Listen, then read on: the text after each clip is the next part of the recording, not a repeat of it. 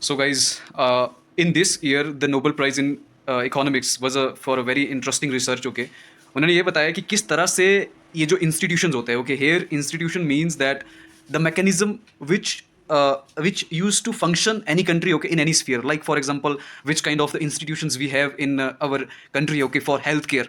That is means the regulations, the mechanism through which that sector function. Okay, that is called institutions. Okay, so don't confuse institute with the normal physical building or all these things. Okay, so in this year, the Nobel Prize in economics, okay, that was for a very interesting research, like how the institutions framework affect the development, okay, be it economic or any kind of social or political, okay, whatever. See, they took the example of Nogales. Okay, there is a city which is divided between the Mexico and USA. Okay, and they clearly shown that ये जो Mexico side है city की, okay, वहाँ पर कितनी under development है, social economically बहुत week है वो रीजन, ओके, वो सिटी का, और जो सिटी का रीजन यूएसए की कंट्री में, okay, that's very well developed.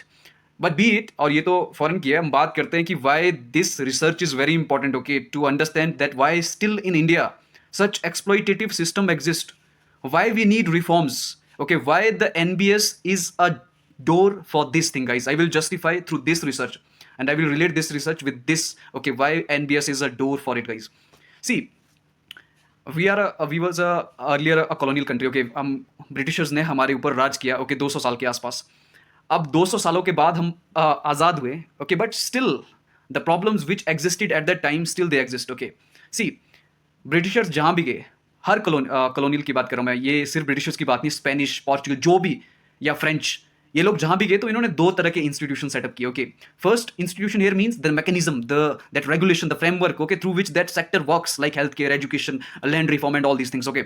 सो ये लोग जहाँ भी गए तो इन्होंने दो तरह के इंस्टीट्यूशन सेटअप किए. फर्स्ट इज एक्सट्रैक्टिव इंस्टीट्यूशन उन्होंने वहां पर सेटअप किए जहां से इन्हें सिर्फ रिसोर्स निकालने थे अपनी प्रोस्पेरिटी के लिए, ओके, लाइक जो ब्रिटिशर्स ने किया अफ्रीका में, and in India, and in all these Asian countries, okay. और दूसरा इंस्टीट्यूशंस होते हैं इंक्लूसिव, और जहां पर ये क्या करते हैं कि इनका मकसद वहां पे रिसोर्सेज को एक्सट्रैक्ट करना नहीं होता है, इनका मकसद होता है कि ये वहां पे जाके इंक्लूसिव इंस्टीट्यूशंस बनाए, ऐसे इंस्टीट्यूशन जो सबके लिए वेलफेयर का काम करें, ओके. जैसे कि यूएसए में, जैसे कि ऑस्ट्रेलिया में, ओके. यूएसए भी earlier it was a colony of Britishers, okay. So then the inhabitant there who visit जो माइग्रेट हुए थे यूरोप से, ब्रिटेन से, वहाँ के लिए, ओके, तो उन्होंने अलग कंट्री की डिमांड की, उसके बाद यूएसए बना. But point here is about India, okay. See, तो एक्सट्रैक्टिव इंस्टीट्यूशंस हमारे इंडिया में डेवलप कर दिया गया, ओके. And then see how this extractive means उन्होंने डिसाइड किया कि जितने ज़्यादा रिसोर्सेज, लाइक उन्होंने इतने फॉरेस्ट एक्ट पास किए जिनके थ्रू ये सारा फॉरेस्ट एरिया उनके अंडर आ जाता था, और वो क्या करते थे, रिसोर्स को, मतलब उन्होंने अपनी प्रॉपर्टी डिक्लेयर कर दी थी, और जिससे बहुत ट्राइबल्स पीपल को बहुत ही परेशानी हुई. लाइक उन्होंने इतने सारे लैंड रिवेन्यू के सिस्टम लाए, okay, so like different, okay, उन्होंने डिफरेंट काइंड के रिवेन्यू सिस्टम इंडिया में इंप्लीमेंट किए, और जो रिवेन्यू सिस्टम का मकसद यही था जितना ज़्यादा से ज़्यादा आप रिसोर्सेज या वेल्थ एक्सट्रैक्ट कर सको, ओके. और एजुकेशन का भी यही था. उन्होंने उस टाइम, मैकॉले ने जब उसका माइन्यूट उसने दिया था, ओके, 1835 के अराउंड, उस टाइम जो उसने फ्रेमवर्क बनाया था, आज भी उसका इंपैक्ट हमारी एजुकेशन पॉलिसी पे दिखता है, ओके, एजुकेशन पे दिखता है, okay. So point here is that still impact of that thing is we are feeling today, okay. Land revenue, जितने भी हमारे लैंड रिफॉर्म्स हुए आफ्टर द 1950, ओके, इंडिपेंडेंस के बाद, वो आज तक कई राज्यों में अच्छी तरह से इंप्लीमेंट नहीं हुए. लैंड रिफॉर्म्स मीन जैसे कि पहले जमींदार के हाथ में चली जाती थी, तो वो जमीन दोबारा से डिस्ट्रीब्यूट कर दी गई, बट इतने आज भी है जिनके पास लैंड नहीं है, ओके. जो हकदार थे लैंड रिफॉर्म्स के अंदर, वो उनको अपनी लैंड मिल सकती थी, but they are not getting that land, okay. So the point here is that, ठीक है, हम लोगों को इंडिपेंडेंस मिल गई, but still why we are not improving that thing. अगर हम लोगों को पता है कि these institutions were exploitative, okay, so why they were not I mean uprooted. See guys, for example लेते हैं लैंड रिफॉर्म्स की, ओके. जब लैंड रिफॉर्म्स की बात आती है तो how they can these politicians can do the land reforms, because जिनसे वो लैंड उनको छीन के, जो जिनकी वो हक है उस पर, जो गरीब आदमी है, ठीक है, उनको देनी है, और उन्हीं बंदों से उनको पैसा आ रहा है. फॉर एग्जाम्पल, मैं एक पॉलिटिशियन हूँ, ठीक है, और मुझे ये रिफॉर्म लाना है, तो जो बंदे मेरी पार्टी या मुझे फंड करते हैं, ओके, मेरी एडवर्टाइजमेंट के लिए, मैं उनके खिलाफ कोई कुछ क्यों करूंगा. This is a political nexus, okay. So ये इनइक्वालिटी ऐसे ही परसिस्ट करती है, ठीक है. Political willing to change is very low, guys, okay. And जो अभी के इकोनॉमिस्ट थे, जिनको ये नोबेल प्राइज मिला है इन इकोनॉमिक्स, उनका क्लेम करना है कि why the system are not changing still after independence. For example in Latin America, for example in Africa, for example in India, for example in Pakistan, because जो mechanism था, जो institutions था, उसकी जो वो ड्राइवर है ना, वो जो स्टीयरिंग है, वो सिर्फ कुछ लोगों के हाथ में दिया गया जो पावरफुल है, और आज भी वही वो स्टीयरिंग घुमा रहे हैं, ठीक है। They are not caring about what's going there, okay, because अगर पावर सिर्फ स्मॉल पोर्शन में जाए ना कि ये करो, तो वो हमेशा एक्सप्लॉइटेटिव बनता है।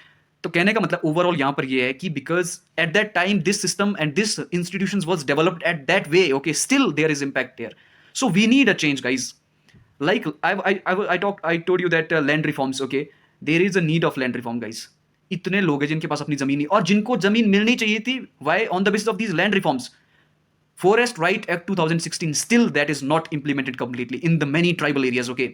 तभी ये जो डेवलपमेंट का कॉन्सेप्ट जब इतना वीक हो जाता है, और तभी ऐसी कुरीतियां समाज में उभरती है, जैसे कि नक्सलिज्म।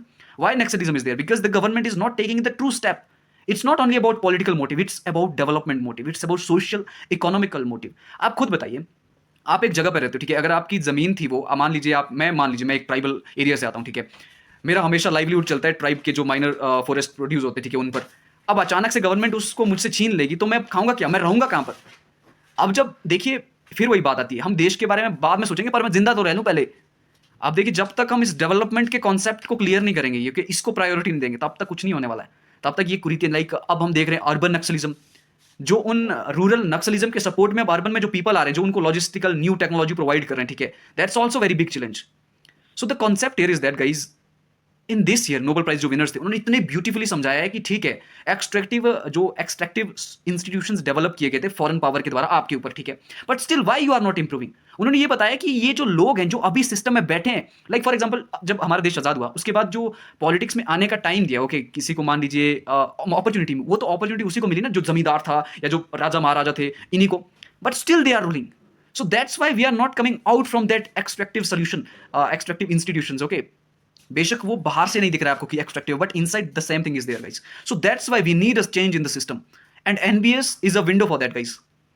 सो this all about that, because if you got time, any, अगर आपको कभी टाइम मिलता है, ठीक है, आप जाइए उस रिसर्च को बड़े अच्छे से पढ़िए।